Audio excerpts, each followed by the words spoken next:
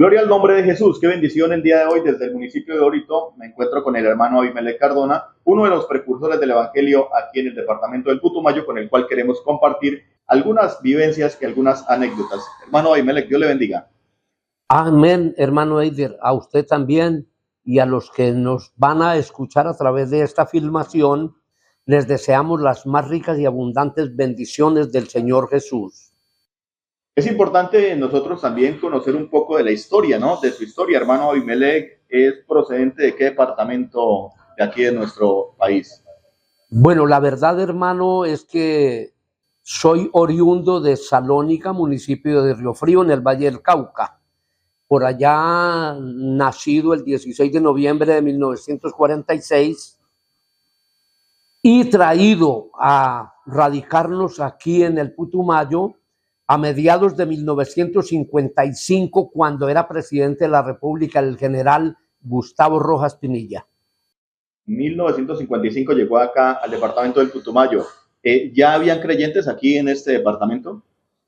Hasta donde mi conocimiento alcance, no, hermano Eider, no había creyentes en el Putumayo, porque inclusive, no siendo nosotros todavía conocedores de la palabra de Dios y del plan de salvación que Él tiene para la humanidad, el nombre mío daba mucho que desear y mucho que decir en las personas que escuchaban que mi nombre era Abimelech, siendo procedente de la Biblia.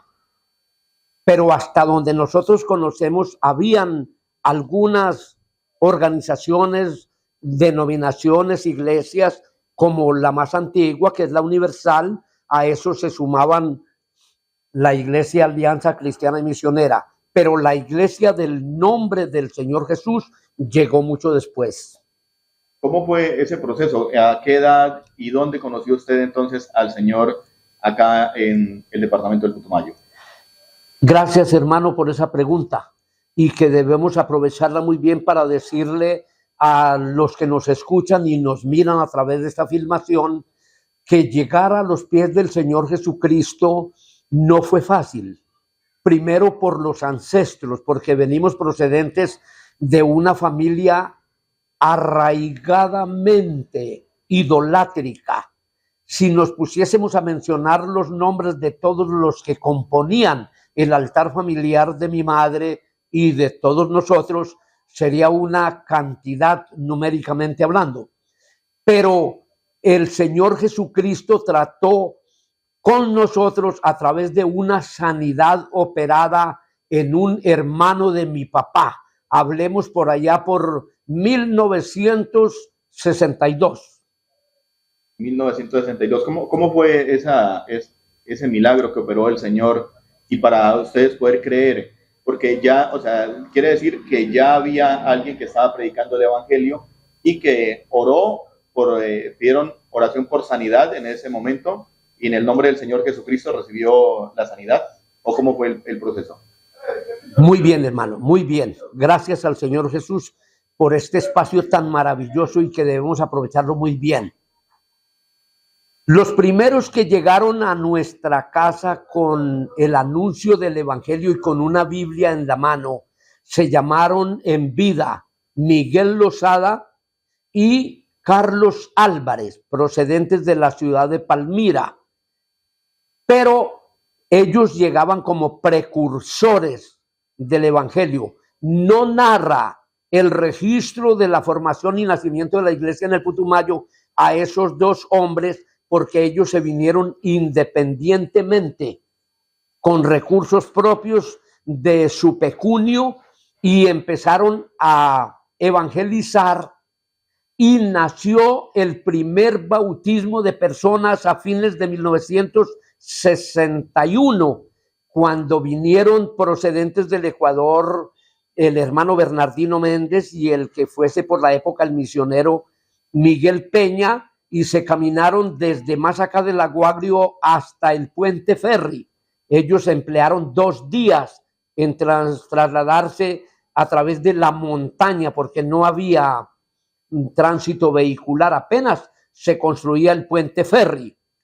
Ellos llegaron a Villagarzón y bautizaron una cantidad de personas como fueron la familia Méndez, parte de la familia Soto Romero, parte de la familia Calvache, y se regresaron para el Ecuador, más precisamente rumbo a Santo Domingo, pero por la ciudad de Pasto.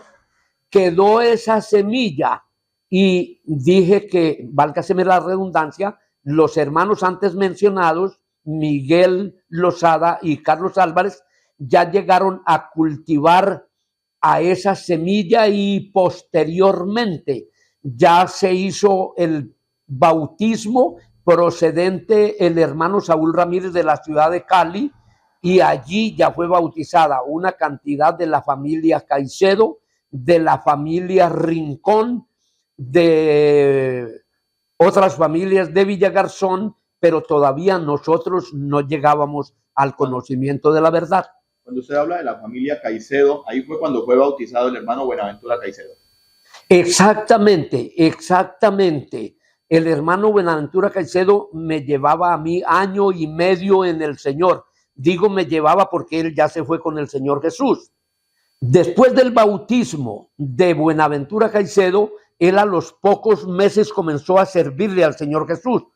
Enviaron de la ciudad de Palmira, que era por el entonces la sede del honorable consistorio de ancianos de nuestra iglesia, primer presidente de nuestra iglesia, el que en vida fuera el hermano José Domingo Zúñiga. Y como misionero al Putumayo enviaron a un joven llamado Aníbal Guerrero Díaz. Comenzó la predicación en una vereda denominada Las Brisas del río Mocoa, ubicada entre Villagarzón y Puerto Limón. Ya de esa cantidad de personas, entonces se propusieron celebrar la primer confraternidad y para denunciar el nacimiento de la iglesia en el Putumayo. Para esa primera confraternidad que ya se estaba anunciando en ese momento, ¿ya usted estaba bautizado? Hermano Eider, todavía no, porque a la ausencia de pastores que tuvieran la facultad de bautizar a las personas, nosotros nos demoramos unos 8 meses después de entregados al Señor para poder ser bautizados. Y por eso mencioné que se proyectaron a celebrar la primer confraternidad precisamente en la casa de los padres de Buenaventura Caicedo. Habíamos 14 candidatos para el bautismo y telegráficamente autorizaron al obrero de la época, ya mencionado, valga redundar el nombre, Aníbal Guerrero Díaz, lo autorizaron para que nos bautizara y yo soy el tercer bautizado de ese grupo. Hablemos de 6 de septiembre de 1963.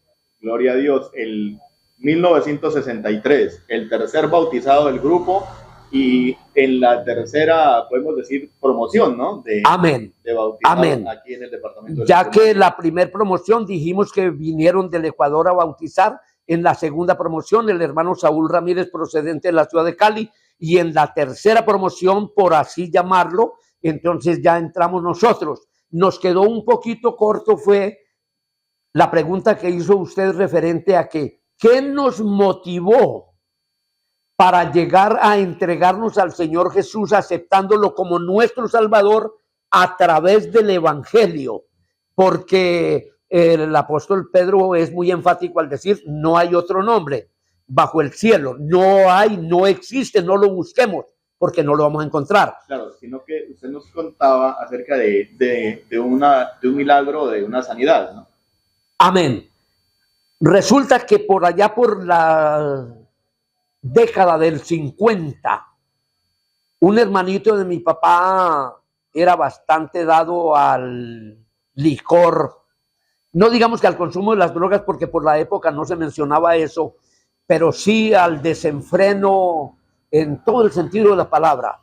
Él adquirió una enfermedad que se le volvió tan crónica que los hijos le nacían sin cuero ni cabello en la cabeza y llenos de sarna todo el cuerpo.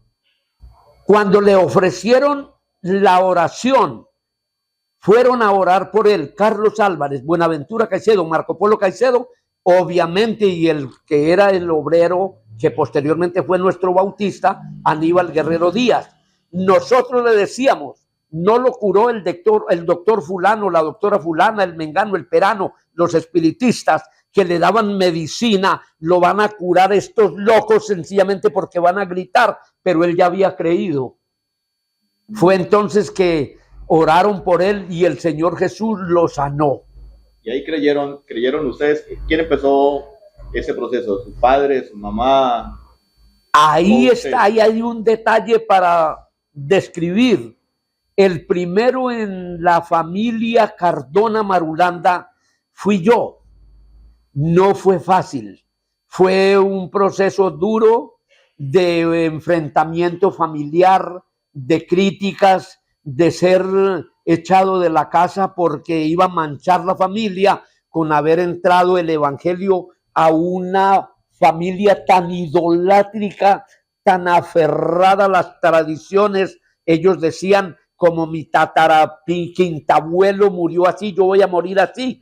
Entonces yo le preguntaba a los pastores, ¿en qué fue que me metieron ustedes que yo en la casa daba consejos?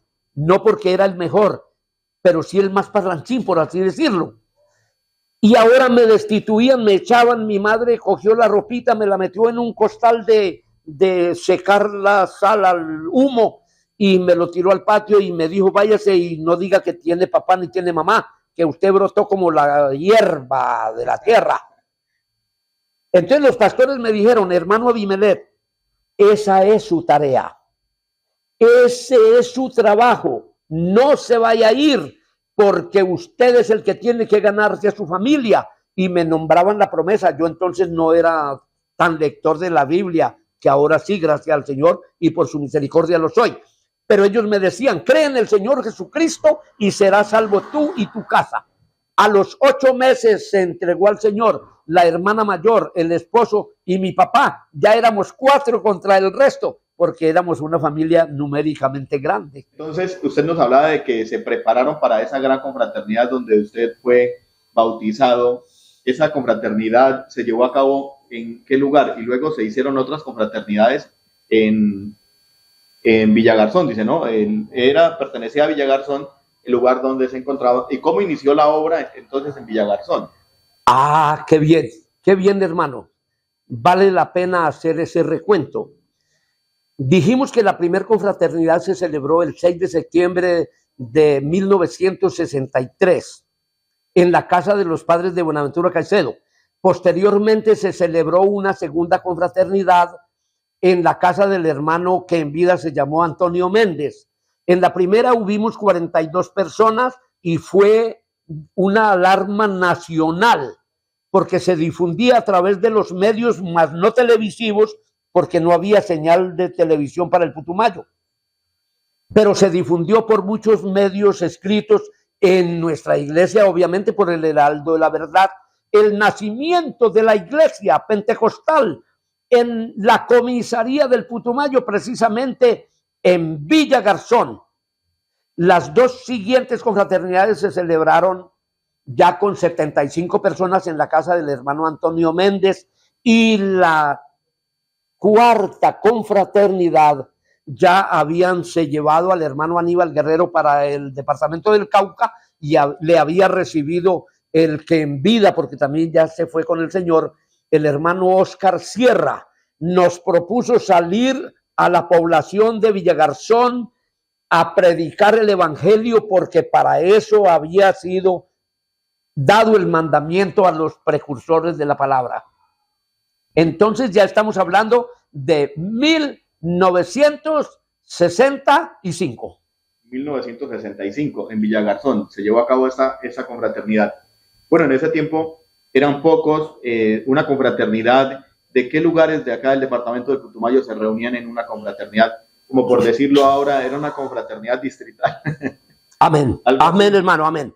Partiendo de la premisa, queridos hermanos, amigos y todos los que nos están mirando y escuchando, era un solo pastor para toda la comisaría del Putumayo.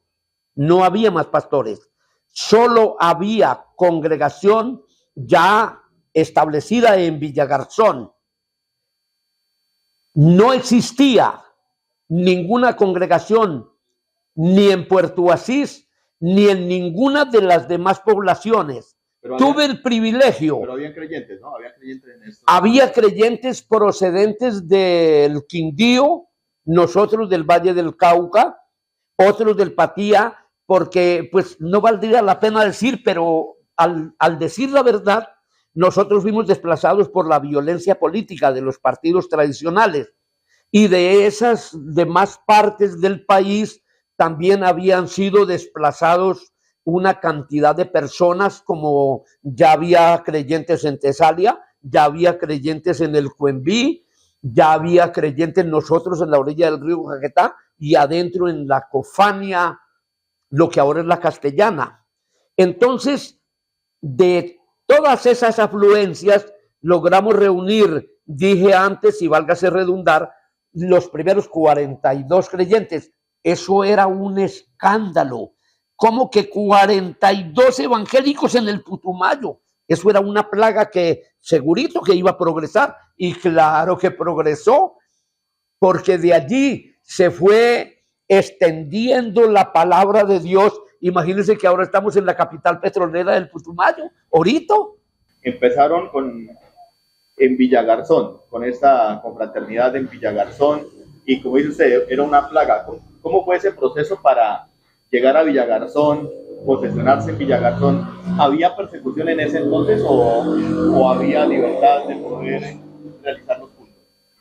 A ver, hermano Eider, lo que pasa es que si miramos desde la antigüedad a los ancestros, los reales pioneros del evangelio, como fueron los apóstoles después del Señor Jesús, ellos sufrieron persecución. No, y es que aquí también sufrieron persecución, porque muchos evangelistas en el departamento del Valle y en otras regiones del departamento fueron desplazados también por la violencia y por ser cristianos evangélicos. Exactamente. Había un líder religioso por la época en Villagarzón y era de apellido Blanco, pero si cabe un poquito la crítica, era Blanco pero el apellido, porque la conciencia era un poquito más negra que la de Judas. Él había decretado que en el momento en que empezaran la afluencia de los protestantes, que era la palabra que nos aplicaban más, e ingresando a la ciudad, había que matarlos, porque era la única forma de llevarlos a la extinción. Entonces el pastor hizo la pregunta, antes de anunciarnos que íbamos a salir a la ciudad de Villagarzón a predicar, digo, alcen la mano los que se quieren morir por causa del Señor Jesús. Y yo fui uno que le dije a los demás, no alcemos la mano hasta que no exponga la temática del caso. Entonces nos dijo él, el evangelio es para ir por montes, pero establecerse en las ciudades, y quiero que entremos en oración y ayuno 3 días y salgamos a predicar el evangelio de Villagarzón. Entonces ya fue en 1964, ya teníamos 1 año de bautizados, cuando nos aglutinamos en Villagarzón 150 evangélicos procedentes de Puerto Asís, del Cuembí, de aquí de Tesalia, del río Caquetá, nosotros, de adentro de la Castellana, la Cofania era en el tiempo, y unos que nos acompañaron procedentes de la ciudad de Pasto. Hermano Eider, así ha sido, y la persecución, que fue la pregunta base, todo el tiempo ha existido. Que ahora se ha modernizado y tenemos la misma persecución, pero ya más espiritual, ya no es tan corporal. Claro, no tan intenso de pronto. Digamos, anteriormente acostumbraban a tirarle piedras a los templos, gritarles, vociferarle cosas a los evangélicos, a veces buscar la manera como de ridiculizar a quien era creyente, pentecostal, en los colegios y en las calles y en las mismas familias. ¿Cómo era en ese entonces, digamos, de llegar a Villagarzón y buscar la manera de posesionarse cuando había un líder religioso que estaba opuesto a cualquier manifestación que se llegara a hacer en el nombre del Señor Jesucristo? Hermano Eider y personas que nos miran y nos escuchan, lo que nosotros debemos tener muy en cuenta es que el evangelio, dijo el trovador, no es de los hombres. El Señor Jesucristo dijo, sobre esta roca edificaré mi iglesia y las puertas del infierno no prevalecerán contra ella. Entonces ha habido temporadas. Recuerdo una muy singular en Santa Lucía, cuando bajó el hermano Oscar Sierra y iban a celebrar el primer culto en Santa Lucía.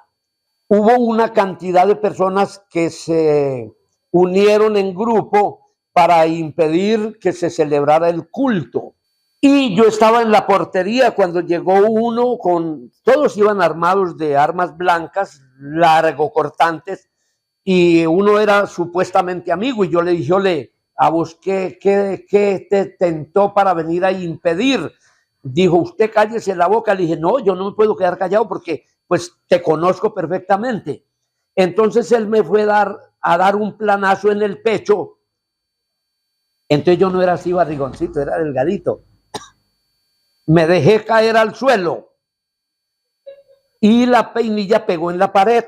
Quiso darme contra el suelo y como la casa era tipo lacustre, yo ya estaba abajo. Cuando él cayó al patio, como yo era ágil, iba volteando la esquina. Pero el pastor, en el susto que tuvo, creyó que me habían pegado los 3 planazos. Y después me decía que le mostrara el pecho, como dijo Limpo Cárdenas, ¿no? Si quieres me abro el pecho para mostrarte el corazón. Porque tenía que haber quedado las marcas de la herramienta esa, del arma. Le dije, no, a mí no me pegaron.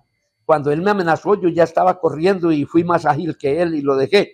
Entonces, de esa forma y en esa manera, se comenzó a sembrar la palabra en Santa Lucía, que ahora tenemos la iglesia, las sedes de Puerto Guzmán, hay sede en Santa Lucía con pastor, predicador y una cantidad de creyentes, hermano Eider.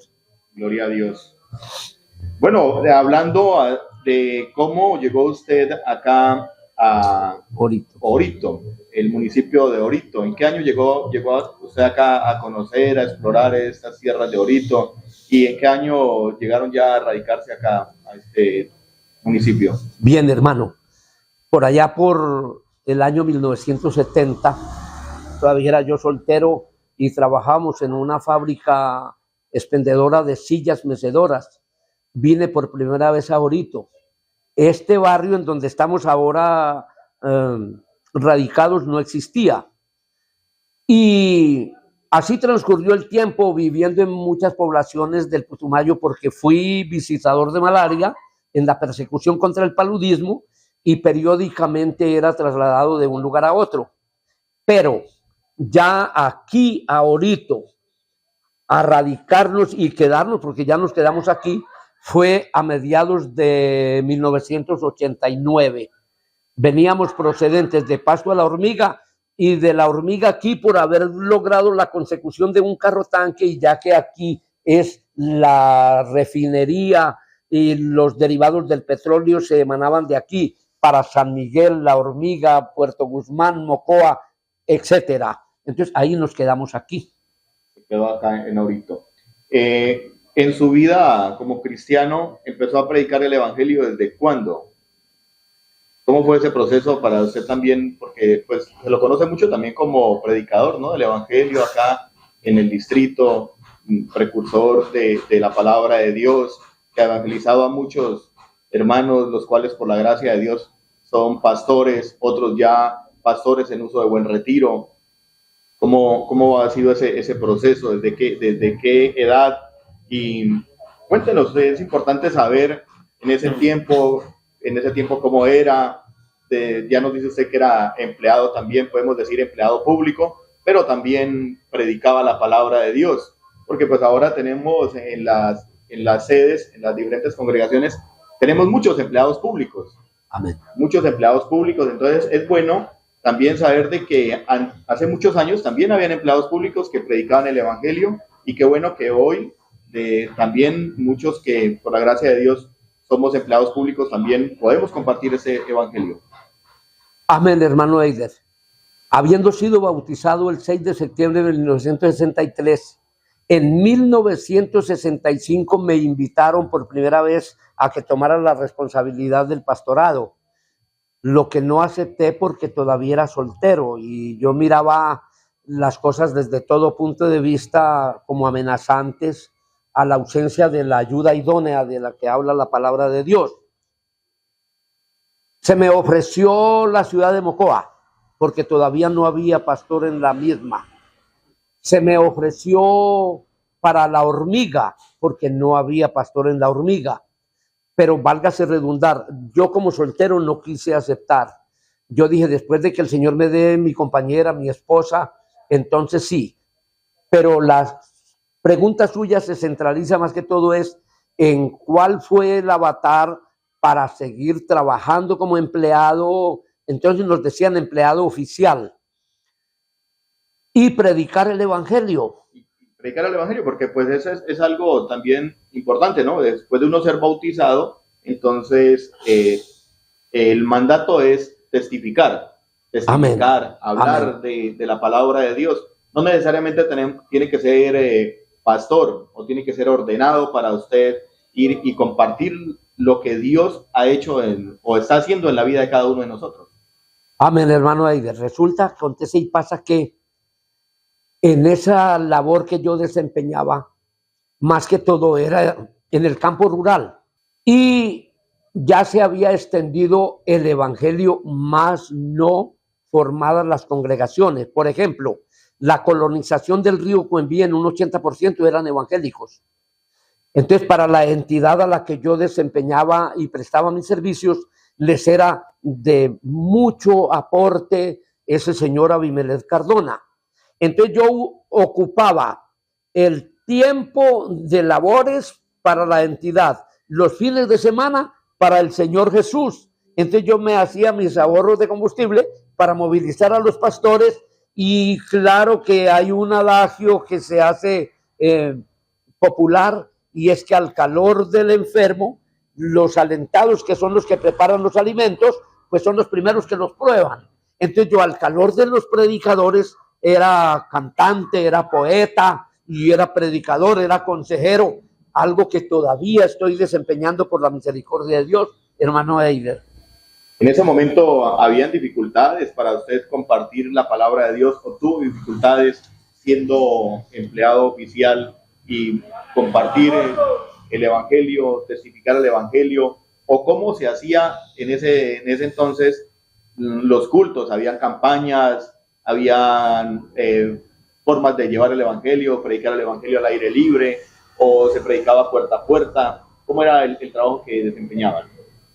Bueno, la verdad es que como mi trabajo era puerta a puerta en la persecución de la enfermedad del paludismo, posteriormente nos entregaron las vacunas, viruela, sarampión, había una llamada triple viral, y que daba la facilidad de llegar a la persona, suministrarle los medicamentos antipalúdicos y de una vez decirle cómo tiene usted y en qué concepto el evangelio del Señor Jesús, porque yo soy evangélico. Inclusive traigo a memoria y colación cuando se comenzaba a predicar el evangelio en La Dorada.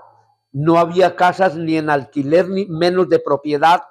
Yo fui acusado ante la jefatura de malaria por actos demenciales. Bueno, igual en estos tiempos dicen lo mismo, ¿no? Nos declaran locos por creer en el evangelio, por buscar del Señor Jesucristo. Entonces no es algo tan nuevo, ¿no? Y creo que en ese tiempo pues era con mayor razón. Se acuerda que decían de pronto, si la gente se pone a leer la Biblia se vuelve loco. Entonces, ¿qué dijeron? Allá está uno de los empleados de malaria gritando cosas en la calle, ya se volvió loco. Sí, hermano Edgar, ¿cómo le parece que las modalidades que el enemigo de nuestras almas ha utilizado, él las ha venido variando, aunque en mucha redundancia, pero cambiando la forma de aplicación? Por la época era con la agresión. Recuerdo perfectamente que en Villagarzón sacaron a un joven a predicar y comenzó a leer del profeta Isaías el capítulo 53, en donde dice la palabra de Dios que no hay parecer en él ni hermosura. Le veremos más inatractivo para que le deseemos. Ese muchacho no sé cómo se había preparado y comenzó a decir que si Dios había perdido la figura o el Hijo de Dios encarnado, que entonces no era tan lindo como decían, sino que era muy feo. y comenzó a gritar, y Dios es feo, y Dios es feo. Miren lo que dice su palabra. Había un hombre borracho en la puerta del templo y sacó una penilla y se arrimó y le dijo, Dios no es feo. Válgaseme redundar, estaba borracho, pasado de copas. Dios no es feo, el feo eres tú. Y le dio por el lado de raspar la panela, como dicen, le dio dos machetazos en la cabeza. Y yo le decía al pastor, bueno, ¿qué pasó? ¿Por qué Dios no guardó a ese hombre? Y él me dijo, hermano Abimelech, ¿sí le prestaría a usted auxilio y ayuda a alguien que estuviera en contra suya? Dijo, ¿cómo así? Digo, ¿cómo se le ocurre a este hombre decir que Dios es feo? Si el libro de Cantares dice, mi amado es rubio y sobrepasa a 10,000, entonces no tiene nada feo, sino hermosísimo. Digo, entonces Dios no lo respaldó a esa hora para conseguir carro para echarlo para Mocoa, porque casi lo matan. Pero dije que las modalidades, ahora usted va a cualquier administración departamental, municipal, nacional, vaya al Congreso de la República, porque he tenido la oportunidad de hacerlo, y diga, Dios les bendiga, y aparece una cantidad de personas que le responden, sean o no pentecostales, pero saben que la bendición de Dios hay que recibirla. Preguntémosles cuánto hace que se entregaron al Señor y verá que todavía no lo han hecho. Y muchos de pronto no lo hacen, ni lo harán. Bueno, entonces, qué bendición saber todo esto y conocer de la historia, de su vida y de la historia del Evangelio aquí en el departamento del Putumayo. Y qué bueno, decíamos, cuando usted llegó acá a Orito, en el año de 1989, ya había congregación aquí en Orito. ¿Cuántas sedes habían acá en Orito, en el municipio? Hermano Eider, en el municipio de Orito como tal, ya que el municipio de Orito tiene una extensión geográfica desde el Triunfo hasta el Empalme y desde Portugal hasta el Luzón. Sedes había Tesalia y Orito, nada más. De aquí salíamos a visitar a los hermanos que en la actualidad están en el Luzón, en el Sábalo, en el 29, en el Cruce, sin contar las 5 sedes que ya hay aquí en la cabecera municipal. Iríamos hacia arriba, el Líbano, Churuyaco, Siberia, el Empalme mismo. Eso es una cantidad. Ahorita en el municipio de Orito, en su cubrimiento y extensión geográfica, tenemos 18 congregaciones, porque como intercesor que soy, hace 20 años me he dedicado a interceder a favor de los que predican el Evangelio. Obviamente que con mayor intensidad en nuestro municipio. Entonces hay una diferencia grande de los que comenzamos ahora 62 años, que era un pastor para todo el departamento del Putumayo y sus quien les habla, fuera de Buenaventura Caicedo, que ya había sido enviado a Puerto Leguízamo a predicar, era el único ayudante. De eso habría harto que decir, porque era un imposible traer predicadores del centro del país para acá. ¿No ve que acá daba paludismo? Había culebras, había congas, había avispas, había indígenas que comían gente. Yo todavía vine a comprobar eso, pero abajo en el Amazonas.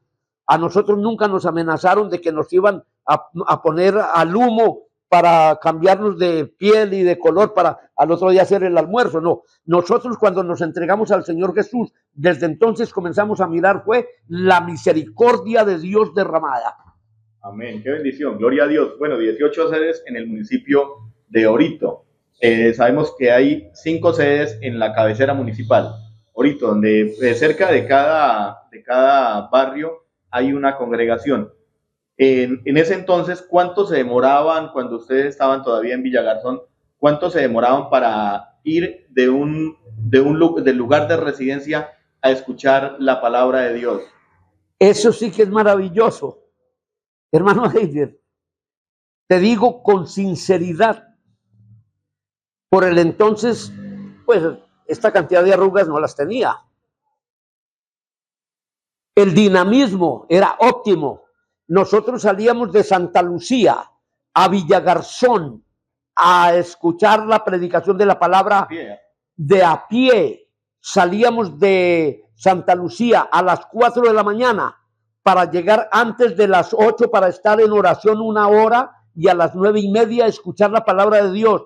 Y rebosantes de alegría, a la 1 de la tarde comenzábamos de retorno a la casa para llegar a las 7, 8 de la noche. Y a nosotros nos llenaba de convicción, de alegría y de seguridad. Porque le habíamos cumplido al Señor Jesús de que nos reuniéramos, porque así dice el Salmo 133, ¿no? Mirad cuán bueno y cuán delicioso es habitar los hermanos juntos en armonía. Hoy por hoy miramos una nube que posiblemente va a caer la lluvia dentro de 8 días. Entonces desde hoy no podemos ir al culto, no es que nos vamos a mojar en el camino. Entonces eran 3, 4 horas, pero trotandito. Ahora de aquí de mi casa a la capilla solo hay 15 cuadras. Hay 15 cuadras. Hay otras personas pues que no son 15 cuadras, 4 cuadras, 5 cuadras. Al frente. Al frente. Entonces, podemos decir que eso ha sido conformismo, de pronto de asistir o no asistir al culto. Lo otro es, ¿qué se sentía en ese momento escuchar la palabra de Dios? El salir, dice usted, gozoso después de escuchar el Evangelio del Señor Jesucristo. ¿Vemos ahora ese mismo fervor o vemos que muchas cosas han cambiado? Bueno, el sabio Salomón dice que nunca digamos que los tiempos antiguos fueron mejores, porque sí han ido cambiando en el sentido entero de la palabra. Esa dedicación, esa convicción, ese aferrarse con ambas manos de la mano del Señor Jesús ha sido todo el tiempo igual. Lo que pasa es que ya a la individualidad, muchas personas, en un término que usted expresó y que es válido rememorizarlo, el conformismo. Cuando el apóstol Pablo dice que el conocimiento envanece y el amor es el que edifica, entonces, yo no puedo decirme a mí mismo y tratar de engañar mi corazón que por los años que llevo en el Señor, que por haber leído 22 veces la Biblia, y me comprometo, le dije esta semana a unos hermanos a dar, si se me permite dar capítulos enteros, sin salirme del libro de los Salmos, unos 200 versículos. Pero eso no me da ninguna garantía para llegar primero que nadie a la presencia de Dios. Porque dice, los muertos en Cristo resucitarán primero. Luego nosotros los que vivimos seremos transformados y dice que para irnos juntos. Entonces ahí nadie va a llegar primero. Luchemos es porque seamos hallados dignos de ser levantados juntos con ellos. Eso sería maravilloso. Gloria a Dios. Sí, lo que pasa es que a veces desconocemos el sacrificio de que se tuvo que pasar o que han pasado muchas generaciones anteriores en cuanto a la búsqueda de la presencia de Dios o de llegar a escuchar la palabra de Dios. Y ahora con estas comodidades, de pronto a veces, pues sí, descuidamos algunas cosas. Pero lo importante es que las nuevas generaciones conozcan de que a veces cuando uno hace un sacrificio por obtener algo, entonces pues sale con ese gozo de haber recibido esa parte, ese alimento espiritual, y pues se regocija con los demás, ¿no? Con las demás personas que también hicieron parte de esta bendición. Y lo que se quiere decir es que las nuevas generaciones también de pronto se puede hacer el esfuerzo, porque a veces no lo queremos dar, ¿no? Decimos el trabajo, las obligaciones, que llegamos cansados a la casa, no tuve tiempo para alistarme, para irme al culto, y como decía un pastor, dice, a veces hay personas que llegan con la misma ropa. Yo he visto hermanos que llegan con la camisa oficial de la empresa y están en el culto, porque no alcanzaron a ir hasta la casa a cambiarse. De pronto quieren llegar a tiempo para poder estar en el culto y poder escuchar la palabra de Dios, y otros de pronto ese tiempo que lo ocupan para irse a cambiar, lo ocupan para estar en la oración. Hermano Eider, eso tiene veracidad y tiene un fundamento maravilloso. Al Señor Jesús no le interesan ni los eslogan, ni los grados. Yo le charlaba a un capitán del ejército aquí en Orito, diciéndole, cuando usted llega a su casa, su niño no mira que llegó el capitán fulano de tal. Él mira que llegó mi papá, que viene de una correría, una comisión y que tuvo dificultades. Él no sabe eso, llegó mi papá. La esposa no mira que llegó un capitán, llegó mi esposo. De manera que el Señor Jesús, que mira más profundo todavía, Él que conoce la intención del corazón, entonces nos dice por medio de Salomón en el capítulo 3 de los Proverbios, hijo mío, dame tu corazón y que tus ojos miren por mis caminos. Pero es que eso no es lo maravilloso solamente, las garantías, porque largura de días, años de vida, paz, será refrigerio para tu alma, medicina para tus huesos. Yo he dicho predicando, el que tenga para dar más, dígame en dónde vive y yo voy. Pero ¿qué más le podemos pedir al Señor Jesús, hermanos queridos por Dios? ¿Qué más le podemos pedir al Señor Jesús? Si el salmista David dice que ese Dios nuestro nos va a guiar aún más allá de la muerte. O sea, hermano Edger, lo que estamos parodiando es apenas la antesala de lo que dice el apóstol Pablo. No se pueden comparar los sufrimientos presentes con las glorias venideras. Entonces, más bien, quiere el Señor Jesús es que abramos bien nuestros ojos espirituales, como dice el salmista en el Salmo 119, Señor, abre mis ojos para yo poder mirar las maravillas de tu ley. Si logramos eso, hermano Eider, estamos realizados para la eternidad. Gloria a Dios. Bueno, ¿cuántos años de ser creyente, de ser bautizado y de venir compartiendo ese glorioso evangelio y testificando a las personas las maravillas de Dios? Hermano, ya en una dedicación más consagrada a servirle al Señor Jesús, tenía yo 6 años de bautizado, porque fui bautizado en 1963 y a finalidades del 67, 68, comencé como ayudante del hermano Aníbal Guerrero Díaz. Le logré ayudar 11 años. Eso no fue ni 2 ni 3 días, 11 años. Y es de donde surge, nace y la satisfacción que me da el Señor Jesús de que haya en el ministerio personas que encontré siendo espiritistas, aliancistas, católicos, ateos, y lograr ganármelos para el Señor Jesús. ¿Podemos mencionar algunos de ellos? Entre ellos hermano, sí. Unos que están en uso de buen retiro.